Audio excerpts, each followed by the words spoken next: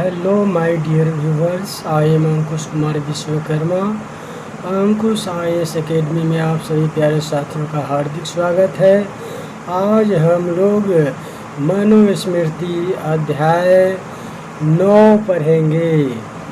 तो इसमें हम लोग जानेंगे स्त्री रक्षा के बारे में और बहुत सारे नियम कानून को समझने का कोशिश करेंगे कि लॉ ऑफ हिंदुत्व यानी सनातन संस्कृति के लॉ है। जैसे कहा जाता है कि अदर धर्म में, जैसे इस्लाम में जो शरिया कानून हो गया या फिर हदीस हो गया या कुरान है, तो इसी प्रकार से हिंदू धर्म में एक मनुस्मृति एक बहुत ही महत्वपूर्ण व्यवस्था का यानी कि ये जो रीति रिवाज का किताब है, ग्रंथ है, उसको हम लोग समझने का कोशिश करेंगे कि वाकई में मनुस्मृति वाद विवाद का चर्चा रहा है पिछले कई वर्षों से।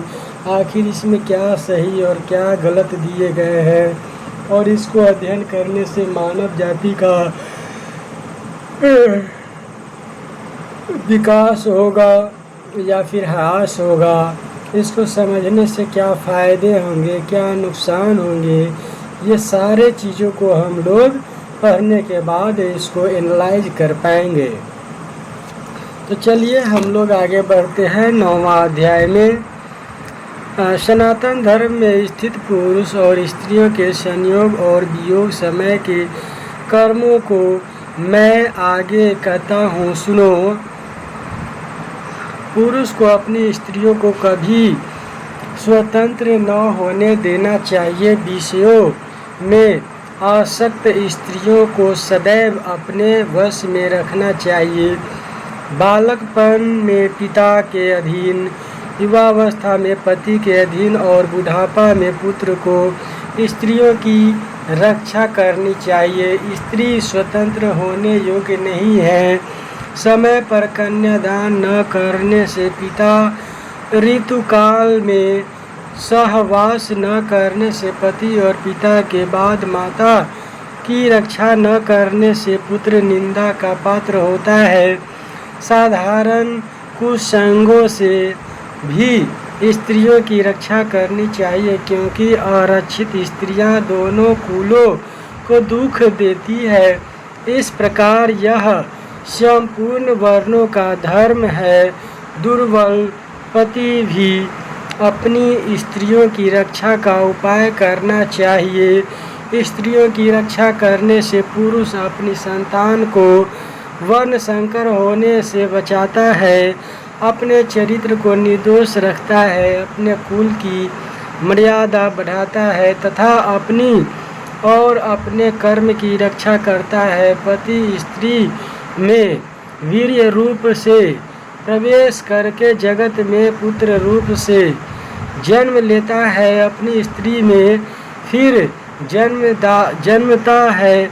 इसी कारण से स्त्री को जाया कहा जाता है। जैसे पुरुष को स्त्री सेवन करती है, उसी भांति का पुत्र पैदा करती है। इसलिए प्रजा की पवित्रता के लिए स्त्री की रक्षा यत्नपूर्वक करे। कोई बलपूर्वक स्त्रियों की रक्षा नहीं कर सकता, किंतु उन उपायों से उनकी रक्षा कर सकता है। धन संग्रह, खर्च, सफाई, पति सेवा, धर्म, रसोई और घर को संभालने के कार्य में स्त्री को लगाना चाहिए। विश्वास पात्र मनुष्यों से घर में रखवाली कराने से रक्षित नहीं होती, किंतु जो अपनी रक्षा अपने आप ही करे वही सुरक्षित हो सकती है। मदपान, दुर्जन संग, पति से वियोग, घूमना, सोना, दूसरे के घर रहना, यह 6 प्रकार के स्त्रियों में दूषण होते हैं। व्यभिचारिणी स्त्रियां रूप और अवस्था को नहीं देखती, केवल पुरुष देखकर ही मोहित हो जाती है, वह कुरूप हो अथवा सुरूप। व्यभिचारिणी होने से वित्त चित्त की चंचलता से, व्यभिचारी होने से, चित्त की चंचलता से, स्वभाव से, रूखापन से स्त्रियां रक्षित होने पर भी अपने पति में विकार कर बैठती है। ब्रह्म के रचे से स्त्रियों के स्वभाव जानकर उनकी रक्षा का पर यत्न करना चाहिए। सोना बैठे रहना, गहने पर प्रेम, काम, क्रोध, उद्धतपना, दूसरों से द्रोह और दुराचार ये स्त्रियों में स्वभाव से ही पैदा है, ऐसा मनु जी ने कहा है। स्त्रियों के जात कर्मादि संस्कार मंत्रों से नहीं होते, इसलिए वे धर्म रचती होती है, असत्य के समान है। यह धर्म शास्त्र की मर्यादा है। व्यभिचारिणी स्त्रियों के स्वभाव की परीक्षार्थ वेदों में बहुत श्रुतियाँ पठित है। उनमें जो व्यभिचार के प्रायश्चित भूत है उनको सुनो।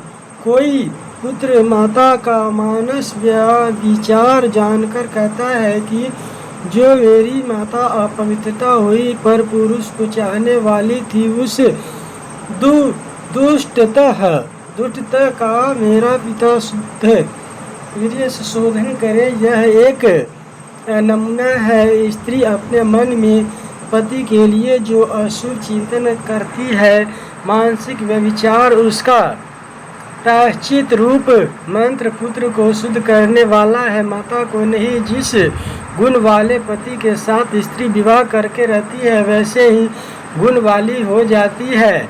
जैसे समुद्र के साथ नदी के मिलने पर नदी खारी हो जाती है। अछमाला नाम की अधम जाति की स्त्री वरिष्ठ को विवाहित होने से पूज्य हुई। सारंगी पक्षी जाति की स्त्री मंद या फिर मदपाल को विवाहित होने से पूज्य हुई। यह और दूसरी भी स्त्रियां इस लोक में अपने पतियों के गुणों के कारण उन्नति को पहुँचती है। इस प्रकार स्त्री पुरुषों का उत्तम लौकिक आचार कहा गया है। अब लोक परलोक में सुख देने वाले सनातन धर्म को सुनो। यह स्त्रियां पुत्र उत्पन्न करने के लिए बड़ी भाग्यवती, सत्कार योग और घर की शोभा है। स्त्रियों में और लक्ष्मी में कोई भेद नहीं है, दोनों समान है। सनातन पैदा करना, उनका पालन, अतिथि मित्र आदि का लौकिक आदर, भोजन का निर्वाह स्त्री से ही हो सकता है। यह प्रयत्न है संतान, धर्म, कार्य, अतिथि सेवा, अच्छा काम, सुख अपने और पितरों को स्वर्ग प्राप्ति स्त्री के अधीन है। जो स्त्री मन, वाणी और शरीर को वश में रखकर पति के अनुकूल रहती है, वह पति लोक पाती है और जगत में साध्वी कही जाती है, और पति के विरुद्ध करने से लोक में निंदा पाती है। सियार की योनि में जन्म लेती है और बुरे रोगों से दुखी होती है। प्राचीन काल के महात्मा महर्षियों ने जो पुत्र को कहा था, उस विश्व हितकारी पवित्र विचार को सुनो। क्षेत्र बीज निर्णय मुनिगण उत्पन्न पुत्र को भर्ता का मानते हैं, परंतु भर्ता के विषय में दो प्रकार की श्रुति है। पहला मत है पुत्र जिसके वीर्य से उत्पन्न हुआ हो उसका माना जाता है। दूसरा मत है जिसकी स्त्री में पैदा हो उसका होता है। जिसकी स्त्री में पैदा हो उसका होता है। स्त्री रूप क्षेत्र और पुरुष बीज रूप कहा है। इस क्षेत्र और बीज के संयोग से सब प्राणियों की उत्पत्ति है। कहीं बीज और कहीं क्षेत्र श्रेष्ठ माना जाता है, परंतु जिसमें दोनों समान हो वह सनातन श्रेष्ठ है। बीज और क्षेत्र में बीज उत्तम गिना जाता है, क्योंकि सभी प्राणियों की उत्पत्ति में बीज के रूप रंग देखने में आते हैं। समय पर जैसा बीज खेत में बोया जाता है, उसी भांति का गुण पैदा होकर आता है। यह भूमि प्राणियों की सनातन योनि कही जाती है। परंतु बीज स्वयं अपने खेत के गुणों को धारण नहीं कर सकता। किसान एक ही खेत में समय अनुसार अलग अलग बीज बोते हैं और वह अपने स्वभाव के अनुसार विभिन्न प्रकार के उत्पन्न होते हैं, अर्थात एक ही भूमि होने से एक जैसे नहीं होते हैं। धान, साठा, मूंग, तिल, उड़द, जो लहसुन और ईख बोने पर अपने बीज के अनुसार ही उगते हैं। बीज दूसरा हो और वृक्ष दूसरा उगे ऐसा नहीं होता। जो बीज बोया जाता है वही उत्पन्न होता है। इसलिए बुद्धिमान विनीत ज्ञान विज्ञान विशारद को परस्त्री में बीज नहीं बोना चाहिए। प्राचीन इतिहास के ज्ञाता ऋषि इस विषय में वायु की गाथाएं गाते हैं। पर स्त्री में पुरुष को बीज नहीं बोना चाहिए। पर स्त्री में पुरुष को बीज नहीं बोना चाहिए।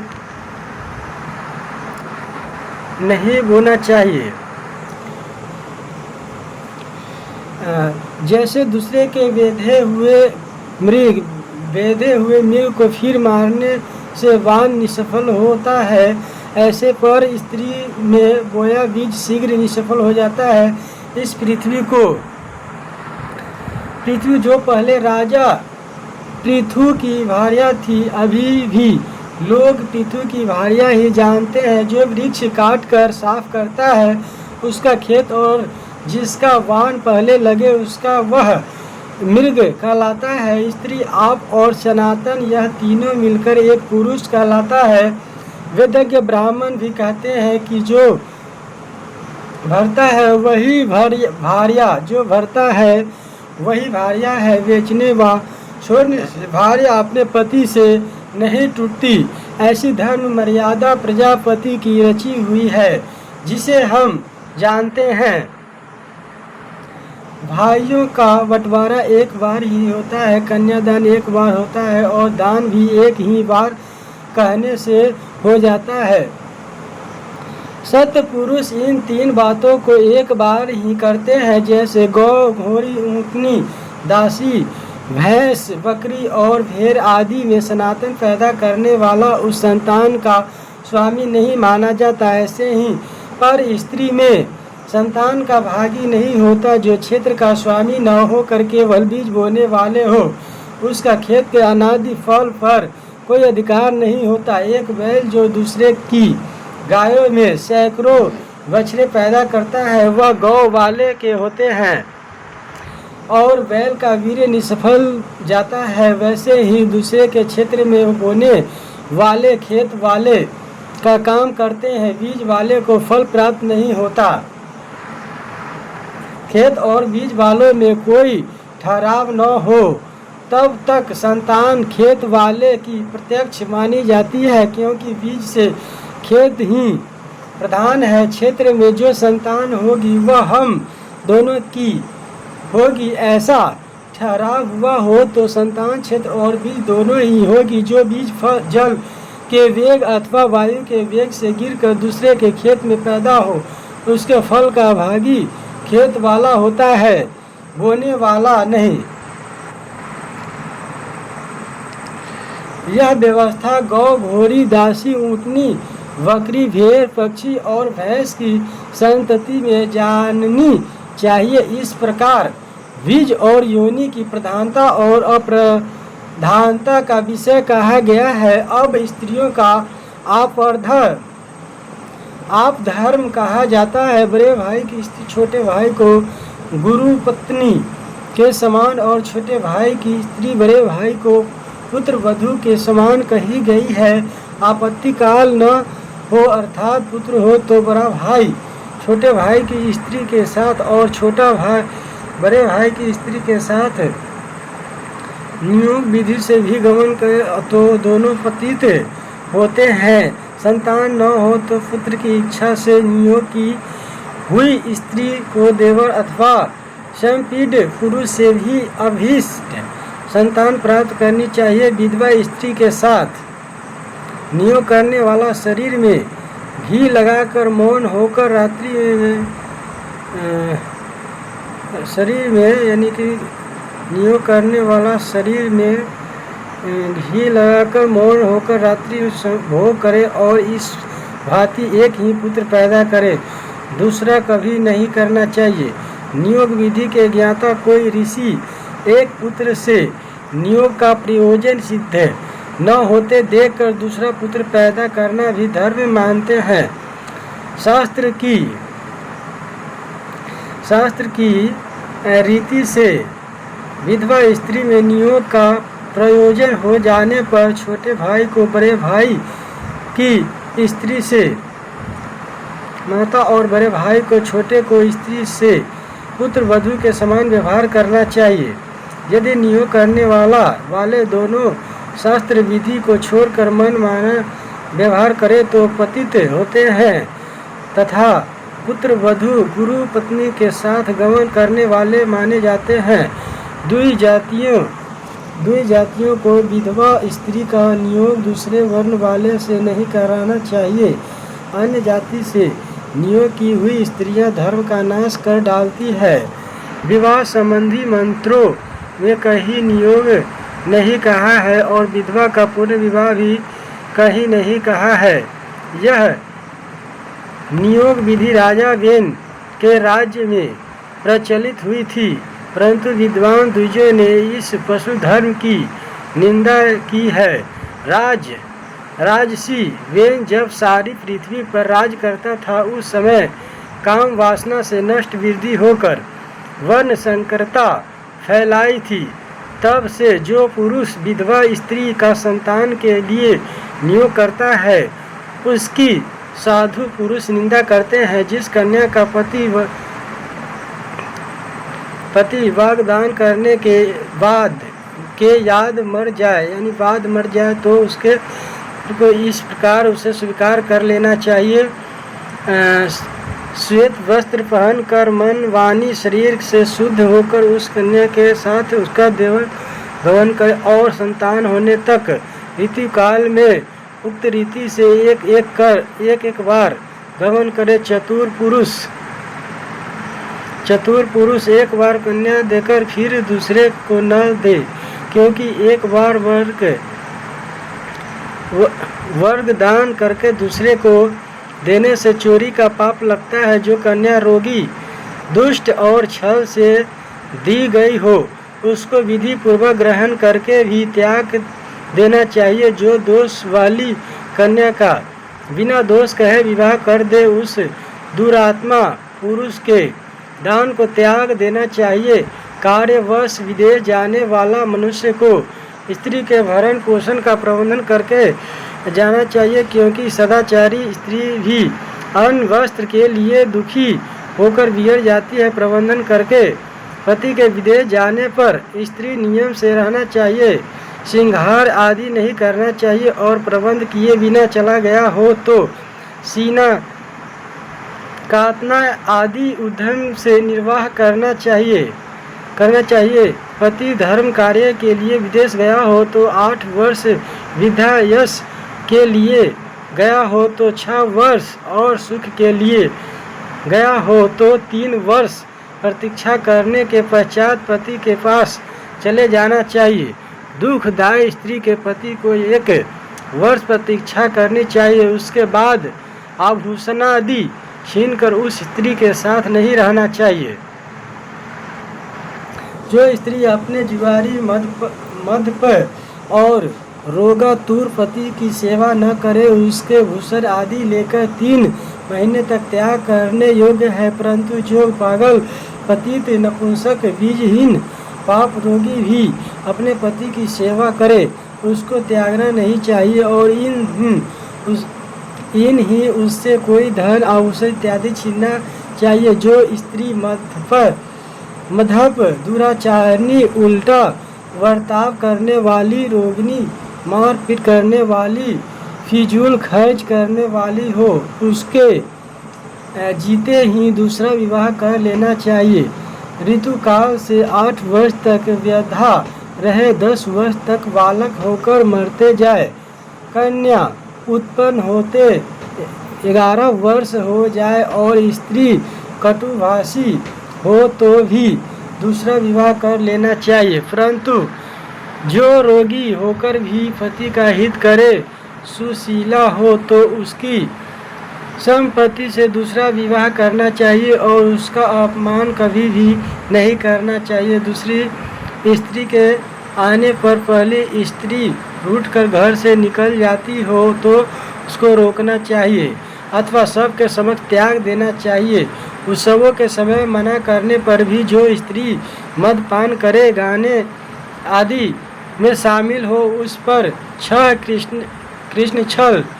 कृष्णल दंड राजा को करना चाहिए। कोई द्विज अपनी या दूसरी जाति की स्त्री से विवाह करे तो उसकी जाति मर्यादा के अनुसार आदर, आभूषण, घर आदि इत्यादि का प्रबंधन करना चाहिए।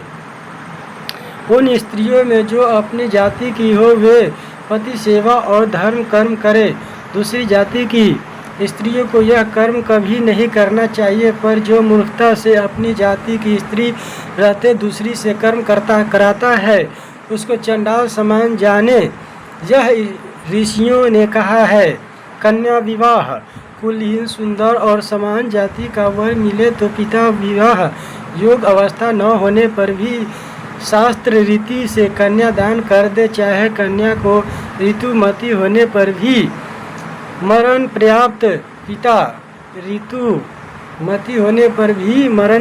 पिता के घर बैठी रहे, परंतु गुणहीन वर को कभी दान नहीं करना चाहिए।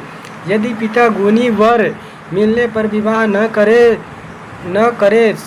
कर सके और कन्या ऋतुमती होती हो तो वह 3 वर्ष तक प्रतीक्षा करके अपनी इच्छा अनुसार पति से विवाह कर सकती है। जिस कन्या का विवाह पिता न करता हो वह यदि स्वयं विवाह कर ले तो कन्या पुत्र को कोई दोष नहीं लगता। स्वयं वर को स्वीकार करने वाली कन्या पिता माता या भाई के दिए आभूषण नहीं लेना चाहिए, अगर ले तो चोर समान समझी जाती है। ऋतुमयी कन्या का विवाह करने वाले को उसके पिता को धन नहीं देना चाहिए, क्योंकि ऋतु काल में संतान को रोकने के कारण पिता का स्वामित्व जाता रहता है। 30 वर्ष का पुरुष 12 वर्ष की सुंदर कन्या से विवाह करना चाहिए। 30 वर्ष का पुरुष 12 वर्ष की सुंदर कन्या से विवाह करना चाहिए अथवा 24 वर्ष की आयु के पुरुष को 8 वर्ष की कन्या से विवाह करना चाहिए। और यदि अग्निहोत्र आदि धर्म का नाश हो तो शीघ्र ही विवाह किया जा सकता है। पति देवताओं की दी हुई स्त्री को पाता है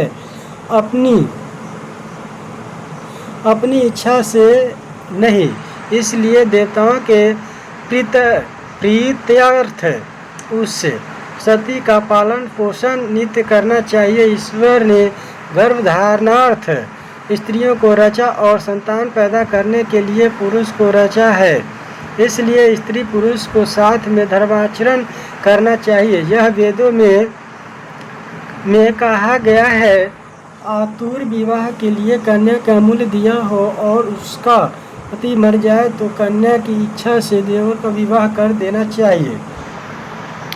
कन्यादान में शूद्र को भी धन ग्रहण नहीं करना चाहिए। शुल्क ग्रहण करने वाला छिप कर कन्या बेचने वाला माना जाता है। यह कर्म पहले सत्पुरुषों ने नहीं किया था और न इस समय भी श्रेष्ठ पुरुष ऐसा करते हैं, जो कि एक को कन्या दान करके दूसरे को कन्या दी जाए। पूर्व कल्पों में भी कन्या विक्रय नहीं सुना गया। स्त्री पुरुष को मरण पर्याप्त आपस में प्रेम पूर्वक रहकर धर्म आदि चतुर्वर्ग फल को प्राप्त करना चाहिए। इस प्रकार स्त्री पुरुषों का परम धर्म संक्षेप से कहा गया है। स्त्री पुरुष को विवाह करके ऐसा व्यवहार करना चाहिए जिसमें धर्माचरण में अलग होने की अवांछित घटना नहीं हो। यह स्त्री पुरुषों का धर्म और आपद काल में संतान विधि कही गई है। अब दाएं भाग की व्यवस्था सुनो। दाय भाग व्यवस्था। पिता और माता की मृत्यु के बाद भाई आपस में पिता की संपत्ति बांट ले, पर उनके जीवित रहते हुए पुत्रों का अधिकार नहीं होता। बड़े भाई को पिता का समस्त धन ग्रहण करना चाहिए और शेष भाई जैसे पिता की आज्ञा में जीविका चलाते थे वैसे ही भाई के वश में रखकर करना चाहिए करे। बड़े पुत्र का जन्म होने से मनुष्य पुत्रवान होता है और पितृ ऋण से छूटता है, इसलिए वह समस्त धन लेने योग्य है। जिस के उत्पन्न होने से पितृ ऋण दूर होता है और मोक्ष प्राप्त होता है, वही धर्मपुत्र है। दूसरों को काम से उत्पन्न जानना चाहिए। बड़े भाई को छोटे भाइयों का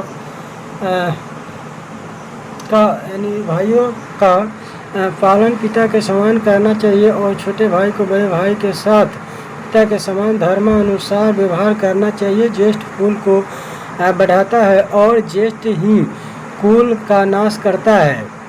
ज्येष्ठ गुणवान जगत में पूज्य है और कभी सत्पुरुषों में निंदा नहीं पाता। जो बड़ा भाई पिता के समान पोषण और व्यवहार करे वह माता पिता के समान है, और जो वैसा व्यवहार न करे तो बंधुवत पूज्य है। भाइयों ने यदि विवाह नहीं किया हो तो साथ रहना चाहिए, और यदि विवाह कर लिया हो तो अलग अलग रहना चाहिए। अलग रहने से धर्म कर्म अधिक होता है, इसलिए अलग रहना धर्मानुकूल है। बड़े भाई को 20वां भाग अधिक भाग है और सभी पदार्थों में जो उत्तम हो वह भी देना चाहिए। मध्यम भाई को इसका आधा 40वां भाग और छोटे को 80वां भाग देना चाहिए, और जो बच जाए वह सभी भाइयों में बांटकर बराबर बांट लेना चाहिए। बड़ा और सबसे छोटा भाई इस प्रकार अपना भाग ले और दूसरे भाइयों का मध्यम भाग होना चाहिए। बड़ा भाई गुणवान हो और दूसरे गुणहीन हो तो समस्त संपत्ति में जो श्रेष्ठ वस्तु है वह बड़े भाई को मिलनी चाहिए, और गौ इत्यादि वगैरह 10 पशुओं में जो श्रेष्ठ हो वह भी बड़े भाई को ही मिलनी चाहिए। यदि सभी भाई गुणी हो तो बड़े भाई को 10 से श्रेष्ठ वस्तु न देकर उसके समानार्थ कुछ वस्तु अधिक दे देनी चाहिए। इस प्रकार 20वां भाग निकालकर बाकी का बराबर भाग करना चाहिए, और 20वां अलग न किया हो तो इस प्रकार बंटवारा करना चाहिए। बड़े भाई का 1 भाग अधिक अर्थात 2 भाग, उससे छोटा 1.5 भाग और उससे छोटे भाई सबको 1 भाग ग्रहण करना चाहिए। यह धर्म व्यवस्था है। प्रत्येक भाई को अपने भाग में से चौथा भाग अपनी कुमारी बहन को देना चाहिए। जो नहीं देते वह पतित होते हैं। बकरी भेड़ घोड़ा आदि 1 खुर वाले पशुओं का समान भाग करना चाहिए, और कम हो तो न ही बांटने चाहिए, क्योंकि वह सभी बड़े भाई के ही होते हैं। छोटा भाई बड़े की स्त्री में नियोग विधि से पुत्र पैदा करे तो वह उस पुत्र और चाचा का समान भाग करे, यह धर्म है। क्षेत्रज पुत्र गौण होता है, इसलिए वह पिता का समस्त भाग धर्मानुसार नहीं ले सकता। पुत्र पैदा करने में पिता मुख्य है, इस कारण क्षेत्रज पुत्र का भाग पूर्व रीति से करना चाहिए। प्रथम स्त्री में पुत्र पीछे और द्वितीय स्त्री में प्रथम हो तो उनका भाग कैसे होना चाहिए। प्रथम स्त्री का पुत्र 1 बैल अधिक ले और उसी माता से पैदा हुए छोटे भाइयों को मामूली बैल लेनी चाहिए। यदि ज्येष्ठ पुत्र दूसरी स्त्री का हो तो 1 बैल और 15 गौ लेनी चाहिए, और दूसरे भाइयों को अपनी माता के अधिकार अनुसार बांट लेना चाहिए। परंतु एक जाति की स्त्रियों में पुत्र पैदा हो तो उनको समान मानना चाहिए। माता के बड़ी होने से पुत्र बड़े नहीं होते, किंतु जन्म से बड़ाई होती है। जिसका जन्म पहले हुआ हो उस पुत्र का नाम लेकर अमुक का पिता यजन करता है। ऐसा ज्योतिष्ठोम में सुब्रह्मण्य मंत्र बोलकर इंद्र का आवाहन होता है, और दो साथ ही पैदा हुए हो तो भी पहला ज्येष्ठ कहलाता है।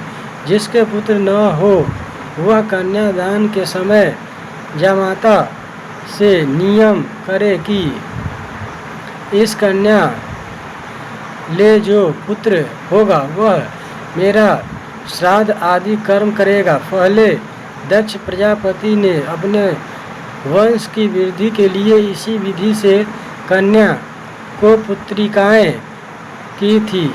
दक्ष ने प्रसन्न होकर धर्म को 10, कश्यप को 13 और राजा सोम को 27 पुत्री दान में दी थी।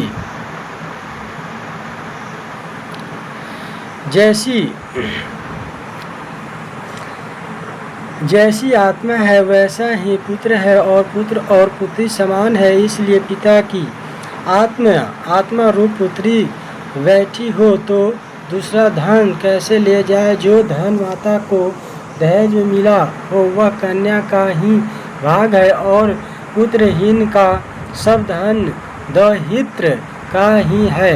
जिसको पुत्रिका किया हो उसके पुत्र को अपुत्र पिता का धन लेना चाहिए, और उसी को पिता और नाना को पिंड दान करना चाहिए।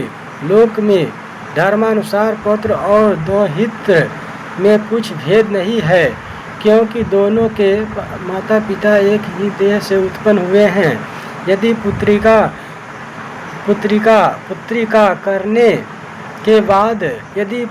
करने के बाद अपने पुत्र हो जाए तो पुत्र और दौहित्र का समान भाग करना चाहिए। उसमें कन्या की श्रेष्ठता नहीं मानी जाती। पुत्रिका होने वाली कन्या वह मर जाए तो उसके पति को उसका समस्त धन लेना चाहिए।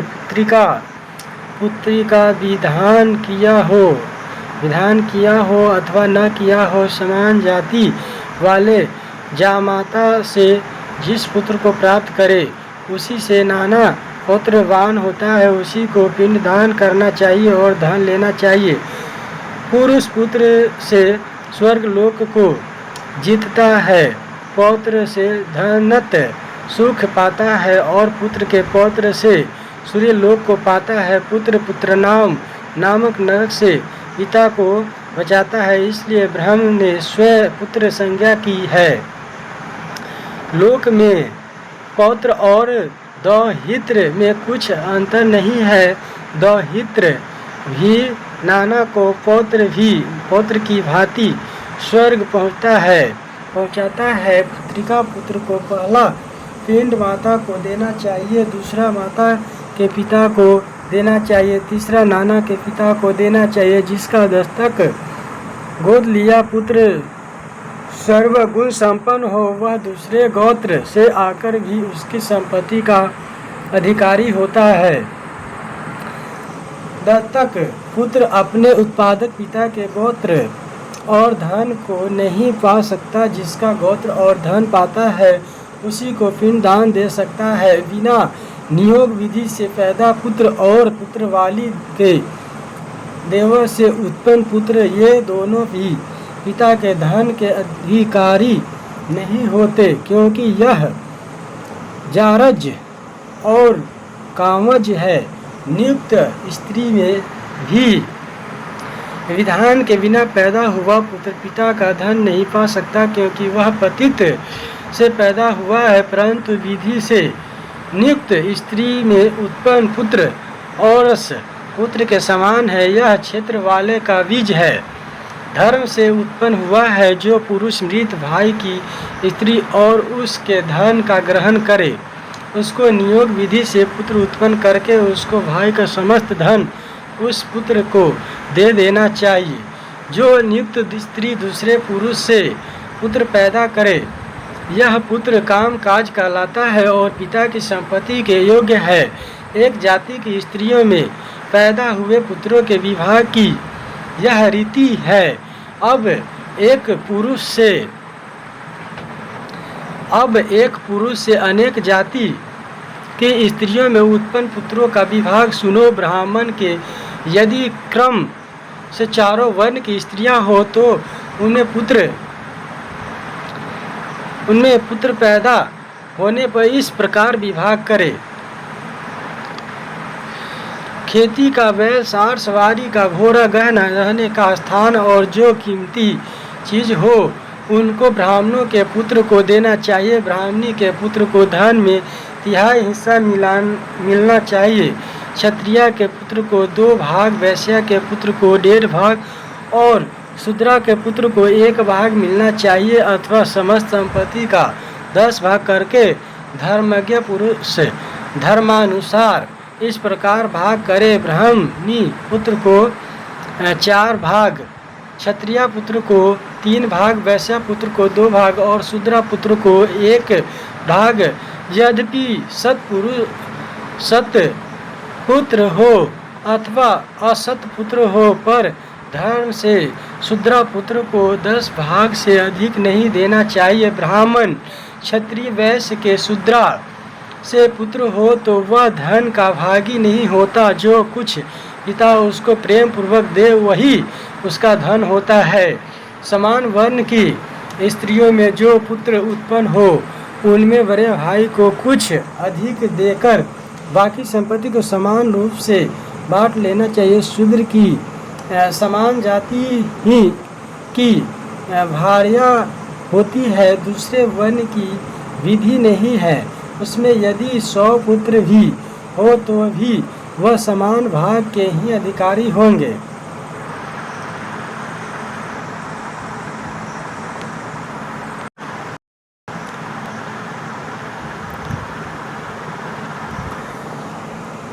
स्वयंभू मनु ने मनुष्य के जो 12 पुत्र कहे हैं उनमें 6 बांधव और दायाद कहलाते हैं और 6 अयाद अबांधव है।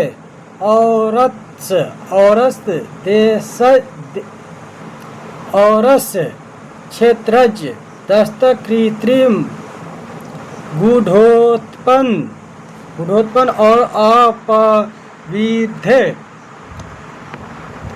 अपविध ये 6 दायाद संपत्ति के भागी बांधव है। कानीन, सहोढज,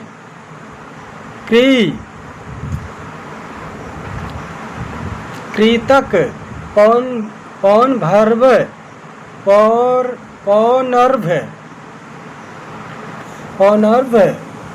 स्वयंदत्त और शौद्र ये 6 अदायाद अबांधव है। टूटी फूटी नाव से जल तैरता हुआ जैसा फल पाता है वैसा ही फल पुत्रों से नरक पार होने में पिता आदि को भी प्राप्त होता है। यदि अपुत्र के क्षेत्र में नियोग विधि से एक पुत्र हो और किसी प्रकार दूसरा और पुत्र भी हो जाए तो दोनों देशज, क्षेत्रज और औरस अपने अपने पिता की संपत्ति के भागी है। एक औरस पुत्र ही पिता के धन का भागी होता है। सेन सभी को दयावश अन्न, वस्त्र इत्यादि देना चाहिए। औरस पुत्र पिता की संपत्ति का विभाग करे तो क्षेत्रज को 6ठा या 5वां भाग देना चाहिए। औरस और क्षेत्रज उक्त रीति से पितृधन के अधिकारी है। बाकी 10 पुत्र क्रम से गोत्र धन के भागी है। विवाह संस्कार से स्वर्णा स्त्री में जो पुत्र उत्पन्न होता है उसको औरस कहते हैं। विवाह संस्कार से स्वर्णा स्त्री से जो पुत्र उत्पन्न होता है उसको औरस कहते हैं। वह मुख्य है मृत, नपुंसक और रोगी की स्त्री में नियोग से जो पुत्र होता है वह क्षेत्रज है। माता पिता प्रसन्नता से जल लेकर आपत्ति में जिसको दे दे वह दत्रिम दस्तक पुत्र कहलाता है। जो सजातीय गुण दोषज्ञ और पुत्र गुणों से युक्त हो वह पुत्र कर लिया जाए तो कृत्रिम कहलाता है। जिसके घर पुत्र पैदा हो पर यह न मालूम हो किसका है, वह घर में गुप्त रीति से पैदा गुढ़ोत्पन्न जिसकी स्त्री में हो उसका है। माता पिता अथवा एक ही ने जिसको त्याग दिया हो उसका जो पालन करे वह उसका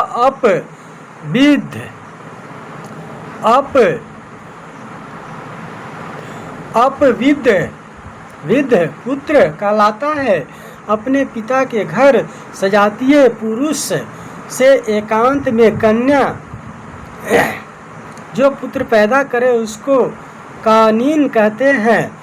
यह उस कन्या से विवाह करने वाले का होता है। जो ज्ञात अथवा अज्ञात गर्भिणी के साथ विवाह किया जाए वह उसी पति का गर्भ है और उसको सहोड कहते हैं। जो अपनी उत्तर क्रिया के लिए माता पिता से जिस पुत्र को खरीदता है चाहे वह खरीदार के समान हो अथवा न हो वह उसका कृतक पुत्र होता है। पति की त्यागी या विधवा स्त्री दूसरे की स्त्री होकर पुत्र जाने उसको पौर्ण भ कहते हैं। वह पति की त्यागी अथवा विधवा स्त्री अक्षत योनि हो तो प्रायश्चित करके दूसरे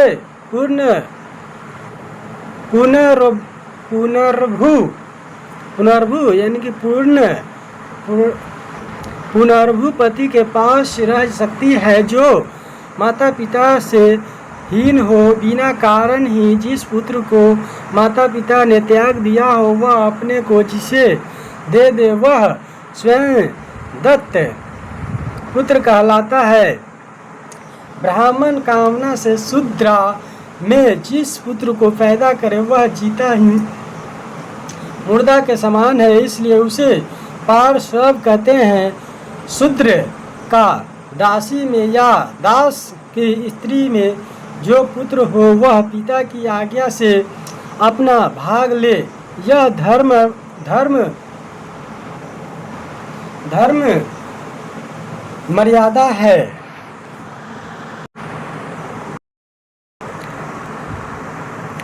यह क्षेत्रज आदि जो 11 पुत्र कहे हैं उनको पितर क्रिया का लोप न हो इस कारण पुत्र प्रतिनिधि आचार्यों ने कहा है। ये औरस पुत्र के प्रसंग से जो दूसरे के वीर्य से उत्पन्न हुए पुत्र कहे गए हैं वह जिनके वीर्य से पैदा हुए हैं उन्हीं के है, दूसरों के नहीं है।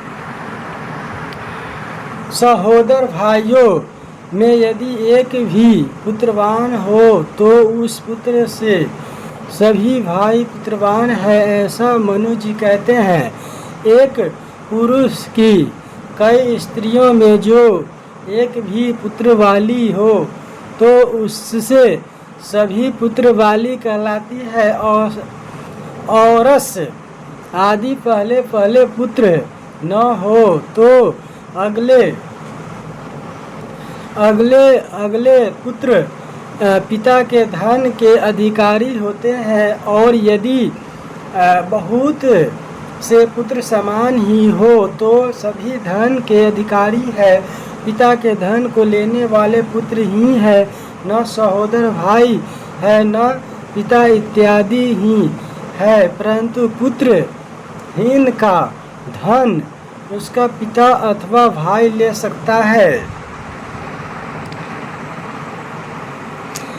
बाप दादा और परदादा इन तीन को जल और पिंडदान होता, पिंड देने वाला चौथा होता है। पांचवे का संबंध नहीं है, जो संपीड़ों में अधिक समीप हो उसका धन होता है। वह न हो तो कुल पुरुष, वह भी न हो तो आचार्य, वह भी न हो तो शिष्य अधिकारी होता है। यह सब भी न हो तो धन ब्राह्मण पाते हैं, परंतु वह ब्राह्मण तीनों वेदों के ज्ञाता, भीतर बाहर से पवित्र, जितेंद्रिय होने चाहिए, जिससे श्रद्धादि कर्मों में हानि नहीं पहुँचे। कोई लेने वाला न भी हो तब भी ब्राह्मण का धन राजा को नहीं लेना चाहिए। धर्म मर्यादा है, परंतु दूसरे वर्णों का धन कोई लेने वाला न हो तो राजा ले सकता है। कोई पुत्रहीन मर जाए तो उसके सगोत्र में से पुत्र लेकर उस पुत्र के धन को उसे सौंप देना चाहिए। एक स्त्री में दो पुरुषों से पैदा दो पुत्र औरस पौन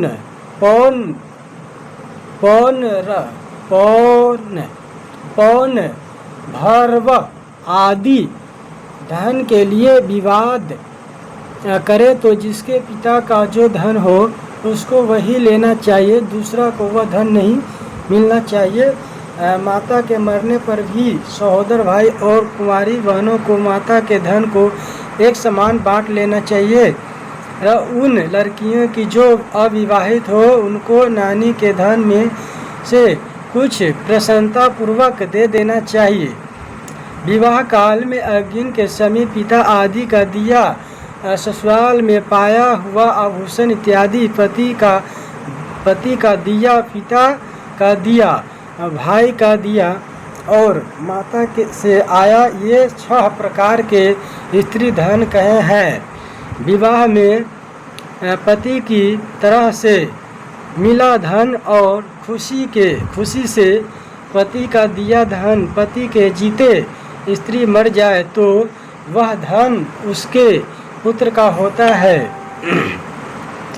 ब्रह्म, देव, आर्ष, गंधर्व और प्रजापति नामक विवाहों में स्त्रियों को जो धन मिलता है वह स्त्री संतानहीन मर जाए तो उसके पति का होता है। और आसुरादि विवाहों में जो स्त्री को धन मिले वह स्त्री सनातनहीन मर जाए तो उसके माता पिता का होता है।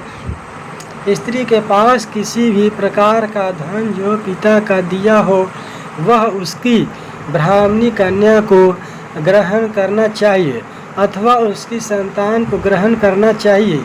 बहुत कुटुंब वाले परिवार में स्त्री धन संचय नहीं करना चाहिए और पति की आज्ञा बिना अपने धन में से भी आभूषण इत्यादि भी नहीं बनवाने चाहिए। पति के जीते स्त्रियों का जो गहना हो उनको हिस्सेदार न बांटे, ऐसा करने वाले पतित हो जाते हैं। नपुंसक पतित जन्मांध बधिर उन्मत्त जर मुख और जो जन्म से निरिंद्रिय हो, यह सभी पिता के धन में भाग नहीं होते। इन सब को जीवन भर यथाशक्ति भोजन वस्त्र इत्यादि जीवन निर्वाह खर्च देना चाहिए, न देने से पतित होता है। यदि नपुंसक आदि के किसी प्रकार विवाह से देश क्षेत्रज संतान पैदा हो तो उनके संतान धन के भागी होते हैं। पिता की मृत्यु के बाद ज्येष्ठ पुत्र धन मिलना चाहिए। यदि छोटा भाई विद्वान हो तो उस में भी उसका भाग होता है। सभी भाइयों का यदि व्यवहार आदि से कमाया संयुक्त धन हो तो उसमें पिता का धन छोड़कर समान भाग करना चाहिए।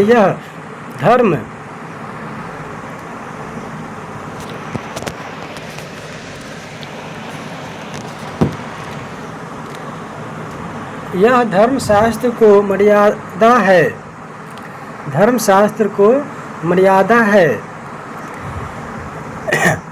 जिसको जो धन विद्या से प्राप्त हो वह उसी का है। मित्र से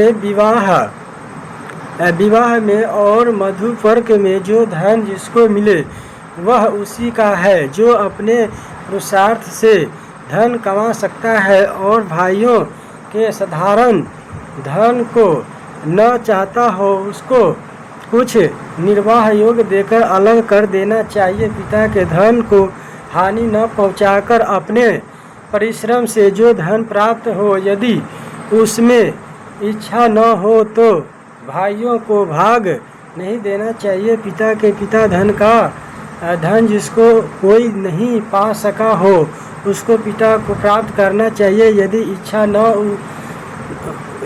न हो उसका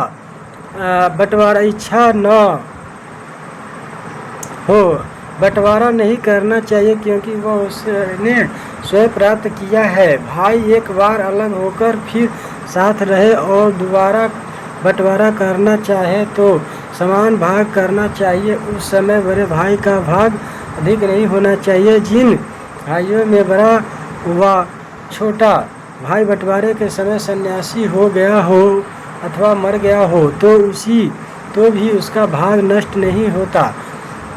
यदि उसके पुत्र पुत्री स्त्री माता पिता न हो तो सगे भाई या सहोदर बहनों को आपस में विभाग कर लेना चाहिए। यदि बड़ा भाई छोटे भाई को लोभ से धोखा दे तो उसको बड़ा नहीं मानना चाहिए, अधिक भाग नहीं देना चाहिए और राजा को उसको दंड देना चाहिए।